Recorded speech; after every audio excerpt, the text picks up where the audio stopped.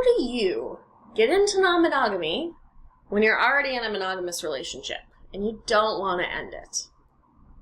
Hi everyone, I'm Dr. Liz, and today we're talking about opening up relationships. Now, I personally have some issues with the terminology of opening up a relationship. Because when we move from monogamy to non-monogamy, we're doing more than just adding in more people. We are changing the nature of the relationship that we have in some very profound and fundamental ways. The relationship that you had when you were monogamous in some ways has to die so that you can begin a new relationship in non-monogamy. One of the biggest things I see folks do that causes them problems when they come from a monogamous relationship and start exploring non-monogamy with that partner is they assume that there are all kinds of things they're going to be able to keep from their old relationship. They don't examine what in that old relationship has to change other than how many people they're allowed to date or sleep with. And that runs into a lot of problems. When you move out of the monogamous mindset, you also have to determine how you're going to start challenging mononormativity. So mononormativity is the cultural structure that privileges monogamous relationships over other kinds of relationship structures, and in particular privileges sexual and romantic monogamous partnerships over other kinds of relationships. We see this in the way that it makes sense if you've been dating someone for 4 months to ditch plans that you have with someone you've been friends with for 5 years because obviously your partner is more important to you than your friends.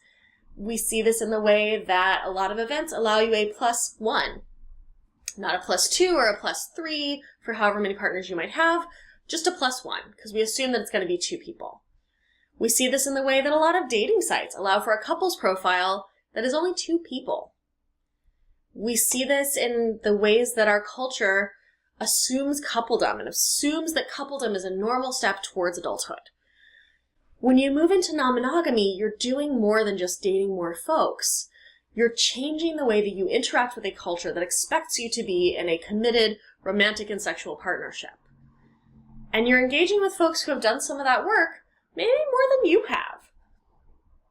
A lot of folks, when they open their relationship, assume that they're going to be able to keep everything else the same in their relationship, that they're going to find some way to create their rules or their agreements such that there's no risk of their original relationship having problems, that they're going to somehow structurally prevent anything from substantially changing in their original relationship.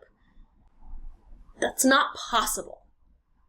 In reality, when you move from a monogamous relationship to a polyamorous or swinger or otherwise non-monogamous relationship, you're, by definition, exiting the relationship that you had and entering into a new one. And what this might mean is that the two of you don't get along well in a non-monogamous relationship. It may mean that the kind of non-monogamous relationship that fits for one of you doesn't fit for the other one. It might mean that for one of you, non-monogamy is something you're willing to try, but not sure that you actually want to commit to, whereas for the other one of you, non-monogamy is an absolute fundamental need. And folks find this out the hard way, because when they're opening, they talk a lot about what they're going to be allowed to do with other people, and talk a lot less about how they're going to handle the changes that are happening for those two. I understand the desire to protect your existing relationship. I understand the desire to not rock the boat and to be able to have some kind of solid, safe haven when you're beginning this journey. And I think that it creates more problems than it solves. While it is much more scary to move boldly into non-monogamy from a position of understanding that it means the death of your old relationship and the building of an entirely new one, I think this sets you up for a much better possibility with this person moving forward. When you're negotiating non-monogamy with your existing partner, with whom you've previously been monogamous, sit down and take all of your relationship out and put it on the table and see which pieces each of you wants to actually keep and which ones you don't want to keep moving forward. A lot of folks end up in relationships where there's stuff going on that they aren't actually a fan of, but that they don't ever really bring up. And that kind of stagnation is a problem and will get magnified as you move into non-monogamy. In addition, if you and your partner can't sit down and talk about your relationship and talk about how things might change and what kinds of changes you are or aren't okay with, you're going to struggle a lot dealing with multiple different partners who all need to have those conversations with you. The mindset that I would recommend you take is that the transition to non-monogamy is about beginning a new non-monogamous relationship with this person. It's not about a continuation of your old monogamous relationship that now just has like this added feature. The relationship that you have is likely going to have to change in some ways that may feel scary or intimidating. But if non-monogamy is what you want to do, it's going to be so much more helpful for you in the long run. If you've got questions about this or you want to work on opening up your relationship, I'm still taking new clients. You can find information about that at my website, which is drlizpowell.com. And if you love these videos and want to help support sex education and relationship education like this, you want to help me support spreading this great sex message to the world, you can go on over to my Patreon and become a patron.